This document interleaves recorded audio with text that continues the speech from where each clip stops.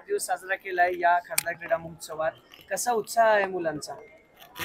खूप बरं वाटतं, चांगलं वाटतं की एक समाजातल्या अशा एका घटकांसोबत मला आज माझा जन्मदिवस मी साजरा करतो की खरं तर त्यांना समाजाच्या मुख्य प्रवाहात आणण्यासाठी खूप काही गोष्टी आज घडत आहेत. माननीय प्रधानमंत्र्यांच्या नेतृत्वाखाली खूप काही आज त्याच्यावरती योजना येत आहेत, काम होतंय.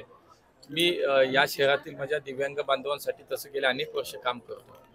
दरवर्षी खूप मोठ्या प्रमाणावर दिव्यांग सहायता अभियान आम्ही दरवर्षी राबवतो. त्यामुळे रक्तदान शिबिर आणि दिव्यांग सहायता अभियान ही गेल्या अनेक वर्षापासूनचे आमचे उपक्रम आमच्या पुण्यामध्ये सुरू आहेत. मागच्या 3 वर्षात तर कमीत कमी जवळपास 20,000 पेक्षा अधिक रक्तपिशव्यांचं संकलन आम्ही या दिवशी आजच्या दिवशी केलं आहे आजपर्यंत. आजही पुणे शहरात जवळजवळ 35 ते 40 ठिकाणी रक्तदान शिबिरं होत आहेत आणि त्यामध्ये कदाचित मी जे म्हणतो की 10,000 पेक्षा अधिक रक्तपिशव्यांचं संकलन या 2-3 दिवसातच पुण्यामध्ये होईल. कारण पुण्यात खूपच रक्ताचा तुटवडा आहे. दिव्यांग बांधवांबरोबर की आपण खासदार क्रीडा महोत्सव आम्ही करतोय. 37 क्रीडा प्रकारामध्ये या स्पर्धा होत आहेत. जवळपास 45,000 खेळाडू या सगळ्या स्पर्धांमध्ये सहभागी झालेत आणि म्हणून त्याच्यात एक विशेष बाब म्हणून आम्ही दिव्यांगांसाठी बास्केटबॉल, स्विमिंग आणि ॲथलेटिक्स अशाही प्रकारच्या क्रीडा स्पर्धा घेतोय. आज टिळक टँकमध्ये आज आमच्या दिव्यांग सगळ्या मुलांच्या स्विमिंगच्या स्पर्धा होत आहेत. त्यालाही भेट द्यायला मी आलो आणि त्यांच्यासोबत त्या सगळ्यांनी मला खूप शुभेच्छा दिल्यात आणि मला त्या मुलांसोबत आज हा क्षण साजरा करताना खूप मनापासून वाटतं. नाही, मला असं वाटतं की आपल्याच वाढदिवसाला आपण काही असा वेगळा काही संकल्प नाही. म्हटलं होतं केबल काढ म्हणून म्हणलं होतं ती केबल काढा. वेगळा काही असा संकल्प नाही. वर्षभर आपण काम करत असतो तर निश्चितपणे समाजासाठी एक चांगलं काम करण्याची ताकद परमेश्वराने द्यावी, एक शक्ती द्यावी आणि ती एक भावना मनामध्ये जी आहे त्याच्यातनंच आपल्याला काम करण्याची प्रेरणा मिळावी आणि तेच काम करत राहावं. चांगलं काम केलं, समाज तुमच्या सोबत असतो. त्यामुळे समाजाप्रती असलेली जी कर्तव्याची भावना आहे, जाणीव आहे, सामाजिक बांधिली, त्याच्यातनं कायम काम करत राहणं, पद असो अथवा नसो, पण हा संकल्प नक्की हा कायमचा केलेला आहे आणि मला असं वाटतं आजही आपण पाहत असाल की आम्ही त्याच दृष्टीने आज कुठल्याही प्रकारचा आम्ही वाढदिवस हा साजराच करत नाही, परंतु रक्तदान शिबिर, आमच्या दिव्यांग मुलांच्या स्पर्धा, क्रीडा स्पर्धा याच माध्यमातून वाढदिवसाचं आजचं सगळं आयोजन आहे. काल संघटनात्मक एक बैठक झाली आहे. काय बैठकीत चर्चा झाली? काल राहुल कुल पण तुमच्या बैठकीला होते. एकूणच आता नगरपालिका, नगरपंचायतीच्या राज्यभरातल्या निवडणुका आहेत. विशेष करून काल पश्चिम महाराष्ट्राची सुद्धा आमची बैठक झाली.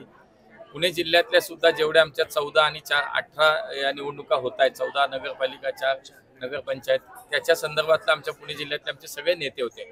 मग त्याच्यामध्ये राहुलदादा कुल असतील, आमचे आमदार महेशदादा लांडगे असतील, माजी आमदार संग्रामदादा धोटे असतील, माजी आमदार संजयजी जगताप असतील, प्रदीप कंद असतील, आम्ही सगळेच, राजेश पांडे, आमचे सगळे मिळून एक कोर कमिटी काल आम्ही पुण्यातल्याच एकूण निवडणुकीच्या नियोजनासाठी बसलो होतो.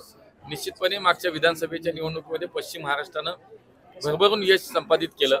पश्चिम महाराष्ट्रात आणि एकूणच महाराष्ट्रातल्या जनतेने माननीय देवेंद्रजींच्या नेतृत्वावरती विश्वास ठेवून या राज्यातली सत्ता महायुतीला काम करण्यासाठी म्हणून दिली आणि त्याच धर्तीवरती पश्चिम महाराष्ट्रातलं हे शेवटी आता ही नेत्यांच्या झाल्या, आता कार्यकर्त्यांच्या निवडणुका आल्यात आणि म्हणूनच जनतेमध्ये पुन्हा एकदा समर्थन मागण्यासाठी, समर्थन प्राप्त करण्यासाठी आम्ही सगळेजण आता तयारीला लागलो. तुमच्याकडे जिल्ह्याचं पद दिलेलं आहे, पुणे जिल्ह्याची जबाबदारी तुमच्याकडे दिलेली आहे.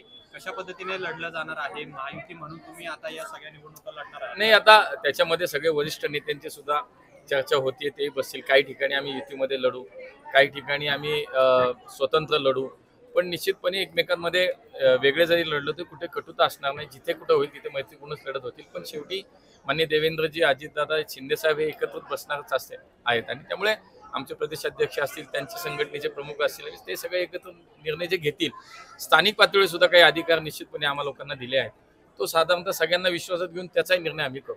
जमीन व्यवहार प्रकरणामध्ये बुधवार जमीन व्यवहार झालेला आहे, त्यामध्ये 5 पवारांचं नाव आलं, त्याची जी कंपनी आहे त्यांच्यावर कुठे गुन्हा दाखल होताना दिसत. मला असं वाटतं की मुख्यमंत्री असतील, उपमुख्यमंत्री असतील, महसूल मंत्री असतील, यांनी वेळोवेळी या संदर्भातलं आपली भूमिका किंवा म्हणणं स्पष्ट केलेलं आहे.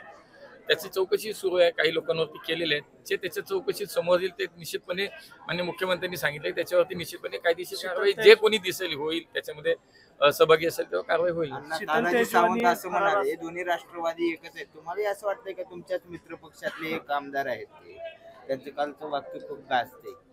नाही, मला असं वाटतं त्यांचं काय मत आहे त्याच्यावरती मी कसं बोललं पाहिजे. शेवटी ते वैयक्तिक त्यांचं मत त्यांनी मांडलं. शीतल तेजवानी परदेशात गेल्याची अशी चर्चा, इमिग्रेशन करून माहिती सुद्धा मागितली स्थानिक पोलीस स्टेशन करून, याबाबत काय तुमच्याकडे? नाही, मला असं वाटतं की पोलीस योग्य दिशेने त्याचा तपास करत आहेत. ज्या ज्या गोष्टी समोर येतात त्याच्यावरती पोलीस काम करत आहेत.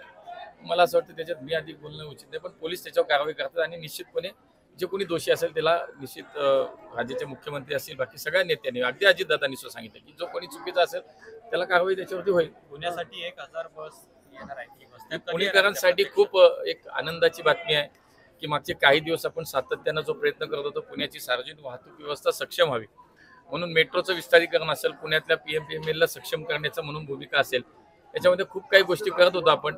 केंद्र सरकारच्या माध्यमातून 1000 नव्या बसेस, इलेक्ट्रिक बसेस पुण्याला मिळाव्यात म्हणून आपण प्रयत्न करत होतो. माननीय मुख्यमंत्री देवेंद्रजींनी सुद्धा त्यासाठी मदत केली, त्यांचं मार्गदर्शन मिळालं आणि 1000 बसेसचा प्रस्ताव राज्य शासनाकडनं केंद्राकडे गेला. माननीय कुमारस्वामीजींचा कालच फोन आला आणि त्यांनी सांगितलं की पुण्यासाठी आम्ही 1000 बसेस मान्यता दिलेली आहे, त्याच्यावर सही सुद्धा झाली आहे.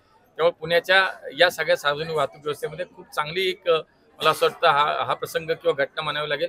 1000 नवीन बसेस आता पुण्याच्या रस्त्यावरती काही दिवसात आपल्याला धावताना पाहायला मिळेल. अबुधाबीला विमान सेवा सुरू केलेली आहे, येत्या काळामध्ये आणखी काही अशा सेवा पुण्यात? पुण्याच्या आंतरराष्ट्रीय विमानतळाचं विस्तारीकरण करण्याचं सुद्धा काम सुरू आहे.